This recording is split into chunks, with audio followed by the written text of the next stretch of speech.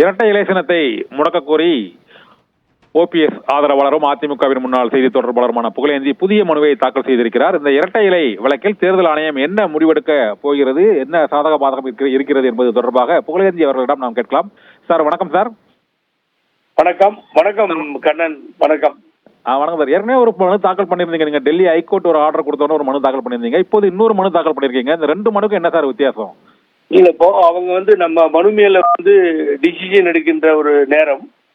ஆகவே நல்லா நீங்க உங்களுக்கு புரியும், கண்ணன் சாருக்கு புரியும். அதுல எலெக்ஷன் கமிஷனை பார்ட்டி பண்ணிருக்கிறது நான் தான். இப்ப வழக்குகள் வேறு வேறு இடங்களில் நடக்கலாம். அதுல இடைக்கால தடையை கூட வழக்கு மன்றம் கொடுத்திருக்கலாம். ஆகவே தேர்தல் ஆணையத்திற்கு டைரக்ஷன், அதாவது தேர்தல் ஆணையத்திற்கு நீங்கள் இதை பரிசீலனை செய்யுங்கள், இதை எடுத்துக்கொள்ளுங்கள். இந்த புதிய மனு ஒன்றை புகழேந்தி தாக்கல் செய்கிறார், அதை நீங்கள் ஏற்றுக்கொண்டு பரிசீலனை செய்ய வேண்டும் என்று உத்தரவிட்டது டெல்லி உயர்நீதிமன்றம் தான்.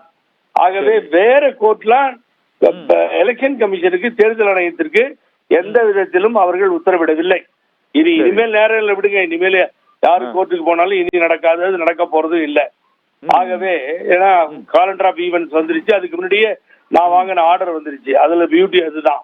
சோ இப்படிப்பட்ட சூழ்நிலையில் இந்த சின்னம் கட்சி பிளவுபட்டு நிற்பதால், கட்சி பிளவுபட்டு இருக்குங்கிறதுக்காக அதிமுக தொண்டர்கள் மன வருத்தத்தில் உளைச்சலில் இருப்பதால் வேறு வழியே இல்லை.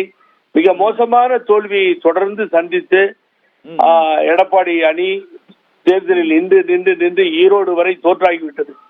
ஆகவே இனி இரட்டை இலை மக்கள் முன்னால் மோசமான நிலையில் ஒரு தோல்விக்கு உட்படக்கூடாது என்பதற்காகத்தான் நான் இப்பொழுது அதை முடக்க சொல்லி, வேறு வழி இல்லாமல் முடக்க சொல்லி நான் தேர்தல் ஆணையத்தில் மனு அளித்திருக்கிறேன்.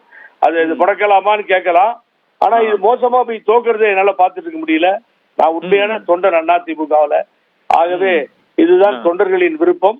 ஆகவே இது எல்லாம் சரி போகும் பொழுது இரட்டை இலையிலே நிற்போம். அதுவரை என்ன நடப்போம், இதை முடக்க வேண்டும் என்கின்ற கோரிக்கையை தேர்தல் ஆணையத்திலே நான் முன்வைத்து இதெல்லாம் பதிவு செய்தேன். புகழேந்தி சார், எனக்கு இன்னொரு சந்தேகம் என்னன்னா, இந்த வேட்புமனு தாக்கல் இப்போது தொடங்கி விட்டது. இப்போ வழக்குகள் பல்வேறு நீதிமன்றங்களில் நிலுவையில் இருக்குது. இனிமேல் செல்லுபடியாவது தேர்தல் நடத்தை விதிமுறைகள், தேர்தல் ஆணையத்தின் தேர்தல் அறிவிப்பு வந்துவிட்டது. இப்போ இந்த வேட்புமனு தாக்கல் முறை, அந்த பரிசீலனையின் போது அந்த சின்னம் முடிவு பண்ணுவாங்களா சார்? அப்ப அதற்கு முன்னதாக அந்த தேர்தல் ஆணையம் உத்தரவு பிறப்பிக்க வேண்டும்ல? அது எப்படி தேர்தல் ஆணையம் உத்தரவு பிறப்பிக்க? இப்போ நீங்க உதாரணத்துக்கு நேற்றையிலிருந்து மனு தாக்கல் துவங்கி விட்டது என்று நீங்கள் சொன்னது கரெக்ட். அப்ப மனு தாக்கல் முடிகிற அன்னைக்கு கடைசி நாள் அன்று நாமினேஷன் வித்ட்ராயலும் அன்னைக்குதான், சிம்பிள் அலாட்மெண்ட்டும் அன்னைக்குதான் நடக்கும். அந்த பர்டிகுலர் டேட்ல அதான் முடிவு பண்ணுவாங்க.